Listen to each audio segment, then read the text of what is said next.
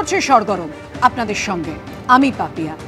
শিশুতীর্থ কবিতায় রবীন্দ্রনাথ প্রশ্ন করেছিলেন রাত কত হলো, উত্তর মেলে না।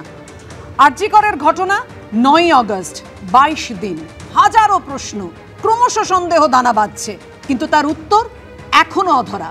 আরজি কর সেমিনার রুমে ওরা কারা? লাল জামা পরা ব্যক্তিটি কে? পুলিশ বলছে ফিঙ্গারপ্রিন্ট বিশেষজ্ঞ। আইএম এর দাবি এসএসকেএম এর পিজিটি। বেগুনি জামা পরা ব্যক্তিটি কে? ছবিতে যেটা দেখা যাচ্ছে, যদি ওই বেগুনি জামা পরা ব্যক্তি বা ওই রঙের জামা পরা কেউ, সেটা একেবারেই পুলিশের ছবিতে দেখা যায়নি, কিন্তু আইএম এর সন্দেহ বিরূপাক্ষ বিশ্বাস ক্রাইম সিনে ছিলেন। অপরাধের অকুস্থলে এত ভিড় কেন? গোটা সেমিনার হলটাকে কেন কর্ডন করা হয়নি? প্রমাণ নষ্ট হয়নি তো? ইচ্ছাকৃত ধর্ষণ ও খুন বলতে কি বোঝানো হয়েছে এফআইআরে? কত দূর এগোলো তদন্ত? কবে মিলবে বিচার? প্রশ্ন সর্বস্তরে। হাইকোর্টের নির্দেশে মুক্ত সায়ন, বিরোধিতায় সুপ্রিম কোর্টে রাজ্য। দোষীদের আড়াল করতেই কি সর্বোচ্চ আদালতে? উঠছে প্রশ্ন। এই সমস্ত প্রশ্ন নিয়ে অবশ্যই উত্তর খোঁজার চেষ্টা করব, আমরা আলোচনায় আসব, কিন্তু শুরুতেই আপনাদের সামনে রাখবো যে এই যে লাল জামা পরা ব্যক্তিটি কে এবং চিকিৎসকদের তরফে কি দাবি করা হয়েছে, লাল জামা নিয়ে লালবাজারের তরফেই বা গতকাল কি ছবি দেখানো হয়েছে, আপনাদের সামনে শুরুতেই রাখবো, তারপর আলোচনায় আসবো। দেখুন, আরজি কর মেডিকেল কলেজে গোটা সেমিনার হলটাকে কেন কর্ডন করা হয়নি, এই প্রশ্ন যখন জোরালোভাবে উঠছে, তারই মধ্যে সেদিন ওই সেমিনার হলে উপস্থিত একাধিক জনের পরিচয় নিয়েও দানা বাঁধছে বিতর্ক। কলকাতা পুলিশ যা দাবি করছে তার ঠিক উল্টোটা বলছে চিকিৎসকদের সংগঠন ইন্ডিয়ান মেডিকেল অ্যাসোসিয়েশন বা আইএমএ। শুক্রবার ভাইরাল হয় এই ছবিটি। সেখানে দেখা যাচ্ছে সেমিনার হলে ঠিক যেখানে চিকিৎসকের মৃতদেহ উদ্ধার হয়েছিল তার একদম কাছাকাছি দাঁড়িয়ে রয়েছে লাল জামা পরা এই ব্যক্তি। কলকাতা পুলিশের তরফে এই ব্যক্তিকে ডিটেকটিভ ডিপার্টমেন্টের ফিঙ্গারপ্রিন্ট এক্সপার্ট বলে দাবি করা হয়েছে। আমাদের ফিঙ্গারপ্রিন্ট এক্সপার্ট যেটা আমাদের ডিডির টিম আছে উনি আছেন, আমাদের এসি ডিডিআই আছেন, ডিডি সেকশনের ভিডিওগ্রাফার আছেন, অ্যাডিশনাল সিপি1 ছিলেন ওখানে আছেন, এবং এফএসএল এর স্টাফ আছে। কিন্তু কলকাতা পুলিশ যাকে ডিডির ফিঙ্গারপ্রিন্ট এক্সপার্ট বলে দাবি করেছে, চিকিৎসকদের সংগঠন আইএম এর বক্তব্য তিনি হলেন অভিক দে, এসএসকেএম মেডিকেল কলেজের সার্জারি বিভাগের প্রথম বর্ষের পোস্ট গ্র্যাজুয়েট ট্রেনি। কলকাতা পুলিশের দাবিকে সরাসরি প্রশ্নের মুখে ফেলে আইএম এর পাল্টা প্রশ্ন। দয়া করে আমাদের জানান কিভাবে ওই মহান ব্যক্তি অভিক দে ফিঙ্গারপ্রিন্ট বিশেষজ্ঞ হলেন, যা কলকাতা পুলিশ দাবি করছে। আমরা সবাই জানি তিনি এসএসকেএম হাসপাতালে সার্জারি বিভাগের প্রথম বর্ষের পোস্ট গ্র্যাজুয়েট ট্রেনি। আমরা আরও জানি যে তার পিজি কোর্সে ভর্তি হওয়া নিয়ে অনেক বিতর্ক আছে।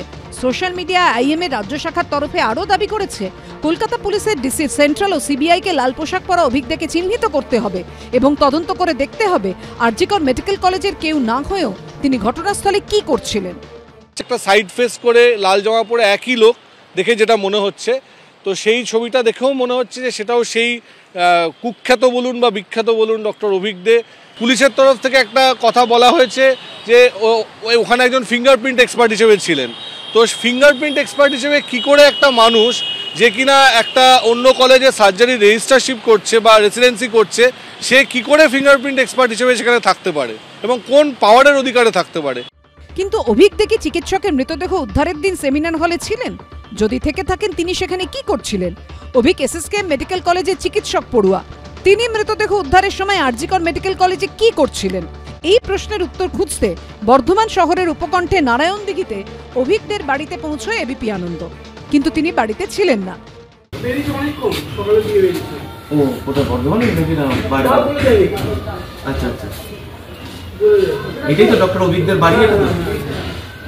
এদিকে ইন্ডিয়ান মেডিকেল অ্যাসোসিয়েশনের চাঞ্চল্যকর দাবির পর কলকাতা পুলিশের তরফে দাবি করা হয়েছে অভিক দে বলে যাকে দাবি করা হচ্ছে তিনি আসলে আনিসুর রহমান, ডিটেকটিভ ডিপার্টমেন্টের ফিঙ্গারপ্রিন্ট বিশেষজ্ঞ।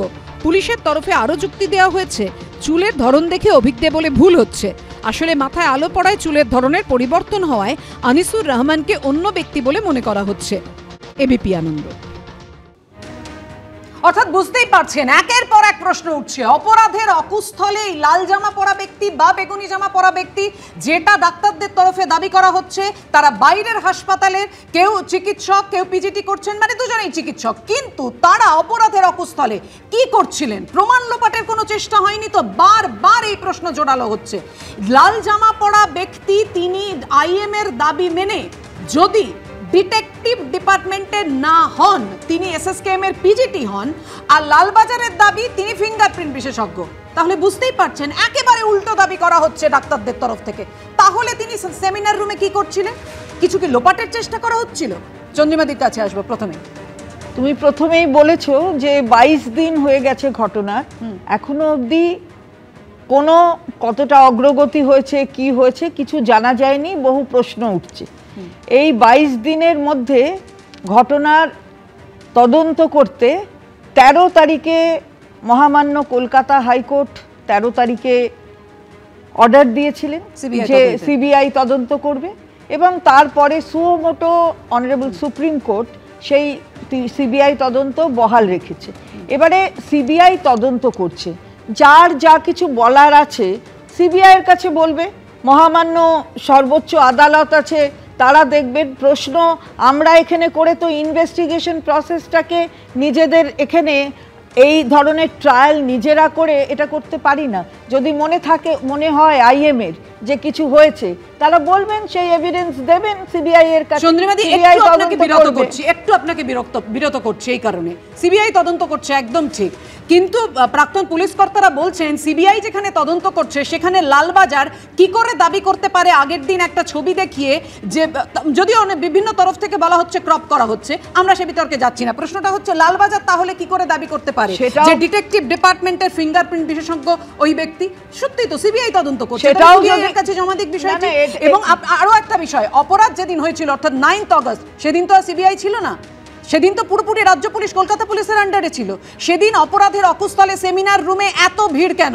আপনি তো আইন দপ্তর সামলেছেন চন্দ্রিমাদি, তাহলে আপনি বলুন, প্রথমে তো পুলিশ ঘটনাস্থল কর্ডন করবে, তাহলে সেখানে এত মানুষের ভিড় কেন, বাইরের লোক কেন? আবারও বলছি, কলকাতা পুলিশ অলরেডি বলেছে কর্ডন করেছে, কতটা করেছে কি না আমি সেই বিষয়েই যাচ্ছি না।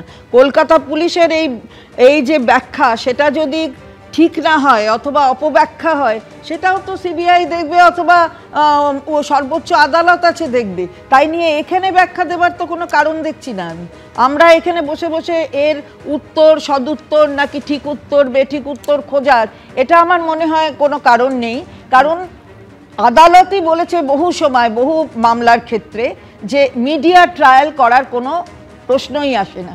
এখানে যখন সর্বোচ্চ আদালত সুমোটো কেসটা নিয়েছে, সেখানে যদি পুলিশ ভুল করে, ভুল বলে, সেটাও তার এখতিয়ারের মধ্যে তাদের আছে, তারা দেখবেন। ইনভেস্টিগেটিং অথরিটি সিবিআই তারা দেখবে, আইএমের কিছু বলা থাকলে নিশ্চয়ই বলবে। সবার কাছে তো এই তদন্তটাই তো মেইন জায়গা, যে ইনভেস্টিগেটিং এজেন্সিকে তারা বলবে। আপনারা যখন প্রশ্ন তুলছেন, আপনারা যখন একই প্রশ্ন তুলে রাস্তায় নামছেন, রাজপথে সরব হচ্ছেন, আপনাদের আগামী দিনে আরো কর্মসূচি রয়েছে, শঙ্কুর কাছে আসুন। না আবারও বলছি, এটা তোমায় উত্তর দিয়ে ও নিশ্চয়ই বলবে। আমি বলছি আমরা তো নিশ্চয়ই কর্মসূচি করছি, বলছি সিবিআই বিচার দিক তাড়াতাড়ি, আমরাই তো এটা আনছি। আবার অধিবেশন করে আমরা যাতে ক্যাপিটাল পানিশমেন্ট হয় সেই বিষয়ে মুখ্যমন্ত্রী বলেছেন, সেটা অধিবেশন তো হবে। সুতরাং আমরা তো এটা আনছি, আমরা তো রাস্তায় ছিলাম, আমরা চাই জাস্টিস। সকলের আন্দোলনকে আমরা সমর্থন করেছি, মুখ্যমন্ত্রী নিজেও। তাহলে মানছেন প্রশ্নগুলো ওঠা স্বাভাবিক? না প্রশ্ন উঠতে পারে, কিন্তু তার ট্রায়ালটা এখানে হতে পারে না। সেটা যা আছে একটু বোধহয় ভুল হয়ে যাচ্ছে। সে তুমি মিডিয়া রিপ্রেজেন্ট করছো, তুমি মিডিয়াকে বলবে, সেটা ঠিক আছে, আমি সেটাকেও কোনো অস্বাভাবিক কিছু বলি না। এখন চন্দ্রিমাদি নিজে আইনজীবী এবং আইনের কথা বলছেন বলে আমি ওনার থেকে জুনিয়র আইনজীবী, তাই আইনের ব্যাখ্যাতেই দুটো কথা বলতে চাই। প্রথম কথা হচ্ছে, চন্দ্রিমাদি সরকার যদি সঠিকভাবে তদন্ত করত তাহলে ট্রায়ালের কোনো প্রয়োজনই হতো না, কলকাতা পুলিশই তদন্ত করতে পারত। চন্দ্রিমাদি এবং তার সরকার মাননীয় কলকাতা হাইকোর্টকে স্যাটিসফাই করতে পারেননি বলেই মহামান্য কলকাতা হাইকোর্ট এই তদন্ত কলকাতা পুলিশের কাছ থেকে নিয়ে দ্রুততার সাথে সিবিআইকে হ্যান্ডওভার করেছেন। এবং লক্ষ্য করে দেখবেন যে এতদিন হয়ে যাওয়ার পরে প্রায় একটা রিপোর্ট জমা দিয়েছে সিবিআই, আরও একটা রিপোর্ট দেওয়ার সময় এসেছে। এমন কিছু দেখছেন না হচ্ছে সুপ্রিম কোর্ট, যার জন্য ইমিডিয়েটলি সিবিআইয়ের তদন্ত প্রক্রিয়া নিয়ে প্রশ্ন তোলা উচিত। উল্টে একাধিক এমন বিষয় নিয়ে সুপ্রিম কোর্ট প্রশ্ন তুলছেন যাতে এই রাজ্যের স্বাস্থ্য দপ্তরের স্বাস্থ্যমন্ত্রীর এবং পুলিশ মন্ত্রীর অস্বস্তির কারণ রয়েছে এবং পদত্যাগ করা উচিত বলে আমরা দাবি করছি। আজকে সুপ্রিম কোর্টে গিয়ে এই সরকারকে শুনতে হয়েছে যে 30 বছর এমনভাবে ইনভেস্টিগেশন হয়নি, যা মাননীয় জাস্টিস তাঁর জাজমেন্ট দেওয়ার সময় তিনি বলেছেন বা প্রোনাউন্স করেছেন কোর্টে, আমরা দেখেছি যে তিনি তার জীবনে এটা কখনো দেখেননি, এমনভাবে তদন্ত প্রক্রিয়া চলেছে, আপনি তো সামান্য দুজন চারজনের উপস্থিতি দেখতে পাচ্ছেন। আপনি ভাবুন যে একটা মৃতদেহ দেখবার পর একটা মেডিকেল কলেজের প্রিন্সিপাল তিনি নিজে এফআইআর করবেন না, তিনি ফর্মালি কমপ্লেন লঞ্চ করবেন না। এক লাইনে ছেড়ে দেবো, চন্দ্রিমাদি আছেন বলেই আইনের কথা বলছি। একদম শঙ্কু আসবো, কিন্তু যেখানে চন্দ্রিমাদি বারবার বলছেন তো যে কেন প্রশ্নগুলো উঠছে, সিবিআই তদন্ত করছে, এই যে এত প্রশ্ন উঠছে, এত সন্দেহ দানা বাঁধছে, 3 ঘন্টা পেরিয়ে গেছে, যেখানে আইএম এর তরফ থেকে স্পষ্ট করে দেয়া হলো, লালবাজারের তরফে কিন্তু এখনো পর্যন্ত স্পষ্ট করা হলো না যে ব্যক্তিটিকে, লাল জামা পরা ব্যক্তিটিকে লালবাজার গতকাল দাবি করেছিল ডিডি অর্থাৎ ডিটেকটিভ ডিপার্টমেন্টের ফরেন্সিক করবেন ফিঙ্গারপ্রিন্ট বিশেষজ্ঞ হিসেবে, এখনো পর্যন্ত আইএম এর দাবি পর লালবাজারের তরফে এখনো পর্যন্ত স্পষ্ট করা হলো না। কেন সামনে আসছে না লালবাজারের তরফে কোনো বক্তব্য?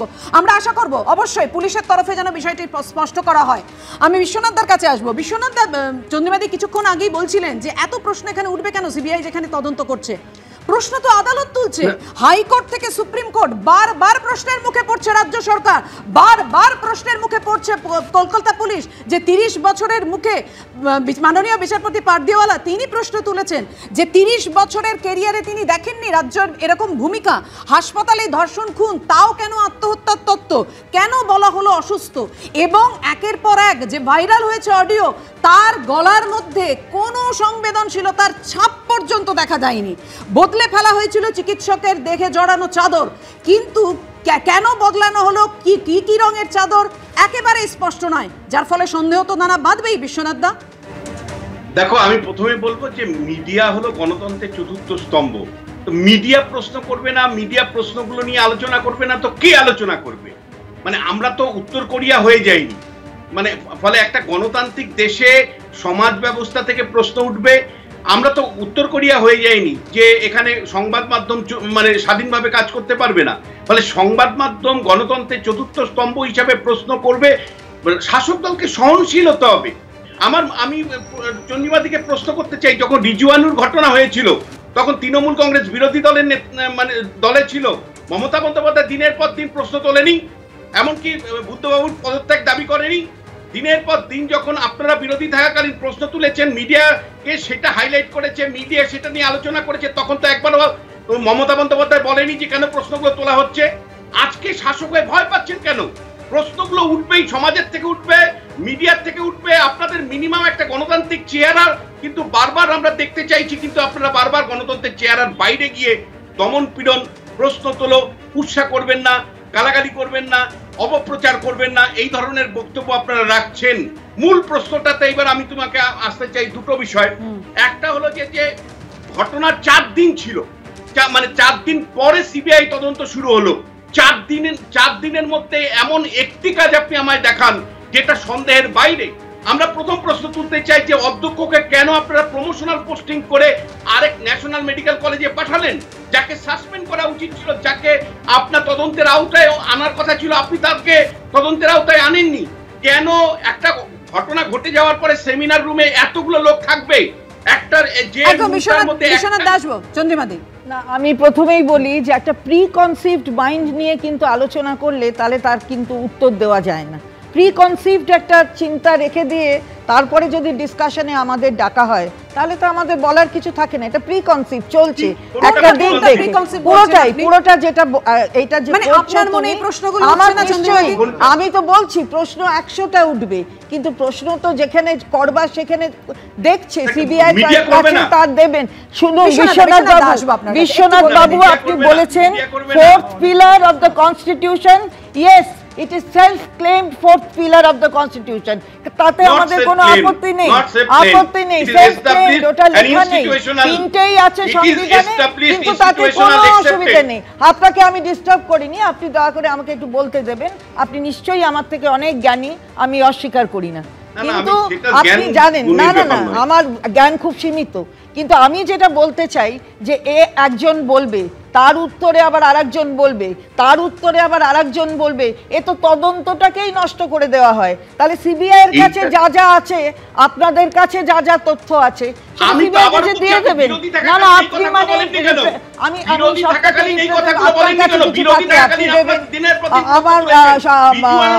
আমার শঙ্কুদেব পান্ডার কাছে কিছু থাকলে সে দেবে, কোনো অসুবিধা নেই তো তাতে। আপনি সিবিআই এর কাছে দেবেন না, আমি শুনতে পাচ্ছি না, আপনাকে আমি বলিনি, তারপরে আপনি আমায় বলবেন, আমি উত্তর দেবো। আমি আপনারটা পুরো শুনেছি, তাহলে আপনার সেই ধৈর্য থাকতে হবে। সুতরাং এখানে যেটা হয়েছে যে এই যে বলা হচ্ছে যে ও বলল তাহলে আইএম এর এটা উত্তর কেন পুলিশ দিল না, এর তো কোনো মানে হয় না। পুলিশ আবার দেবে, তখন এখন একটু আগে বললেন যে পুলিশ কেন বলতে গেল, কেন পুলিশ ওই কর্ডন হয়েছে, অমুক হয়েছে, ওসব কেন বলতে গেল। তাহলে আবার এখন বলছে লাল বেগুনি জামা আর সবুজ জামায় কি তফাৎ হলো সেটা আবার ব্যাখ্যা দিয়ে বলতে হবে। তা যাদের কাছে এগুলো আছে তারা নিশ্চয়ই বলবেন। সিবিআই তো একটা ইনভেস্টিগেটিং এজেন্সি, এবং সেই সিবিআই শুনুন সিবিআই আমি আরেকটু পরিষ্কার করে দিই, সিবিআইয়ের কাছে তো আপনারাও জবাব চাইছেন, প্রত্যেকেই জবাব চাইছেন। চিকিৎসক একজন আমাদের সঙ্গে রয়েছেন, ডক্টর দেবাশিস হালদার, তিনিও জবাব চাইছেন। কিন্তু 9 থেকে আপনি বললেন, আমরা প্রত্যেকেই জানি 13 তারিখ আদালত দায়িত্ব দিয়েছিল সিবিআই কে, এবং সেটা রাজ্য পুলিশের উপর ভরসা রাখতে না পেরে, হ্যাঁ সেই জন্যই তো প্রশ্ন উঠছে। চন্দ্রিমাদি আসবো আপনার কাছে, প্রশ্নটা তো সেখানেই উঠছে। আপনি ভাবুন, সেমিনার রুম যেখানে একটা অপরাধের অকুস্থল, সেটা পুলিশ বলছে ঘিরে রাখা হয়েছে, সেখানে এত ব্যক্তি চন্দ্রিমাদি, যেখানে বাবা মাকে একটু বলতে দিন চন্দ্রিমাদি, বলবেন পরিবার বসে রইল, পরিবারকে বলছেন প্রিন্সিপাল যে আমার ঘরে আসুন, চেম্বারে আসুন, পরিবারকে বসে থাকতে হলো, পুলিশ সেখানে বলছে তদন্ত চলছে, আপনি আপনার মেয়েকে দেখতে পাবেন না। অথচ আমরা দেখতে পেলাম কি সেমিনার রুমে এত লোকের আনাগোনা, এত ভিড়, সেখানে কারা বহিরাগত সেটা তো এক পক্ষ থেকে যদি অন্যায় করে থাকে তাহলে একদম চন্দ্রিমাদি এই প্রশ্নগুলো উঠবে এবং সন্দেহ দানা বাঁধবে যে কেন সেমিনার রুমের পাশের দেওয়াল ভেঙে দেওয়া হলো। প্রশ্ন এটা উঠবে, কেন 14ই আগস্ট মধ্যরাতে এভাবে তাণ্ডব চালানো হলো, পুলিশ দাঁড়িয়ে দাঁড়িয়ে দেখলো, এই প্রশ্নটা তো উঠবেই চন্দ্রিমাদি। সন্দেহ দানা বাঁধবেই, পুলিশের উপর দোষ দেবেন না, সব সময় পুলিশের উপর দোষ দেবেন না। যদি পুলিশ কোনো অন্যায় করে থাকে যেখানে না এটা বলা যায় না, যে পুলিশ বলা যায় না, পুলিশ যদি স্কটল্যান্ড ইয়ার্ড, কলকাতা পুলিশ, একদম ঠিকই বলেছেন, সুপ্রিম কোর্ট দেখবে সেটা তো এখতিয়ারের মধ্যে, তাহলে সুপ্রিম কোর্টের এখতিয়ারের মধ্যে সে দেখবে। সব সময় পুলিশ যখন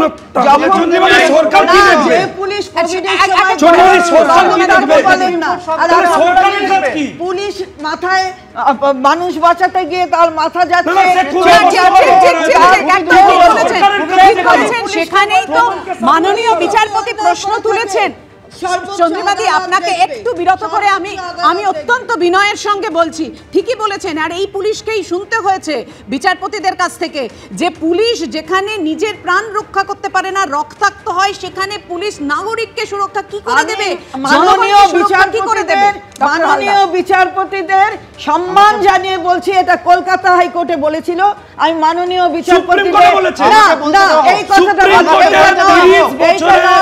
এইটা নয়, এটা সুপ্রিম কোর্ট নয়, এটা কলকাতা হাইকোর্ট যেটা বললো এক্ষুনি। এই যে 30 বছরে উনি ওনার জীবনে এরকম দেখেননি, না এটা সুপ্রিম কোর্ট বলেছে পুলিশ যেটা নিজেদের বাঁচাতে না পারে তাহলে অন্যদের বাঁচাবে কি করে। না সেটা আমরা চোখের সামনে দেখছি পুলিশের কি অবস্থা নিয়েছে।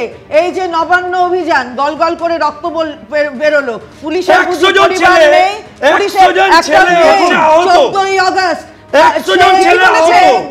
নবান্ন অভিযানে একের পর এক ব্যারিকেড দেখেছি, জল কামান দেখেছি, পুলিশের লাঠি দেখেছি আমরা, কিন্তু 14ই আগস্ট যে কিছুই দেখতে পেলাম না। চন্দ্রিমাদি, প্রশ্ন তো উঠবে, উল্টে ঘুরে যেতে দেখেছি,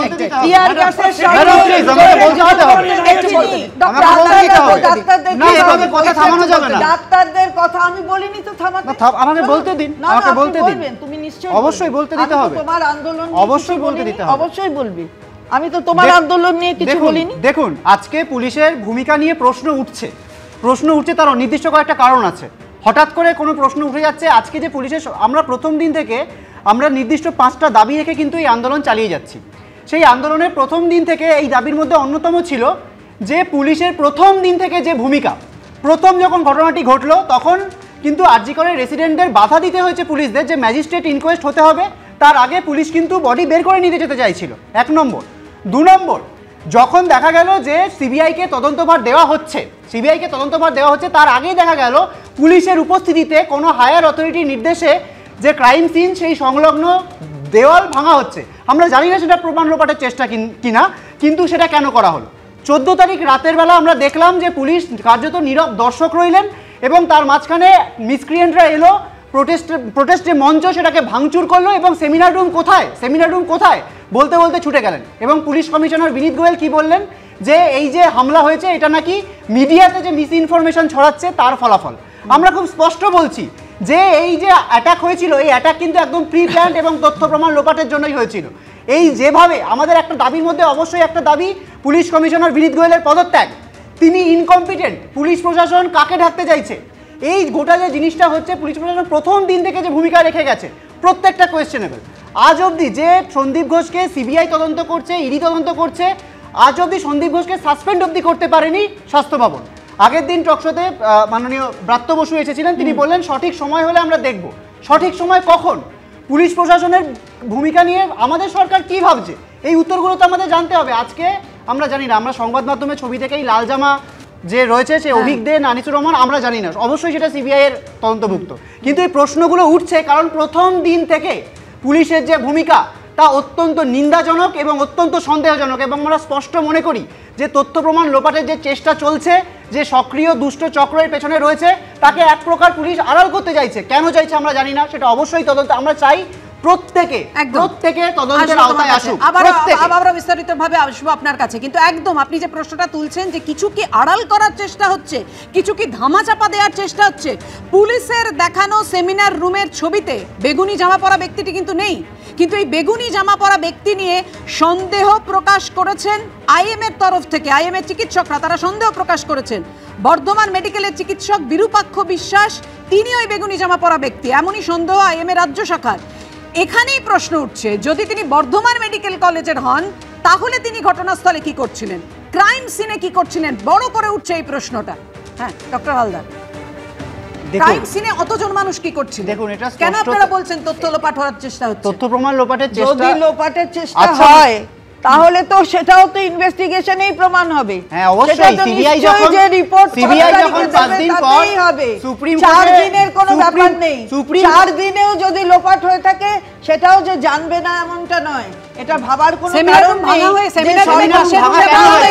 কার নির্দেশে হয়েছিল?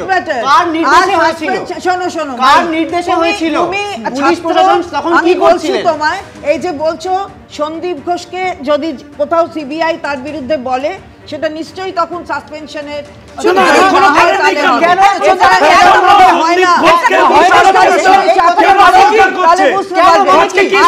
তুমি আইনজীবী হয়ে বলো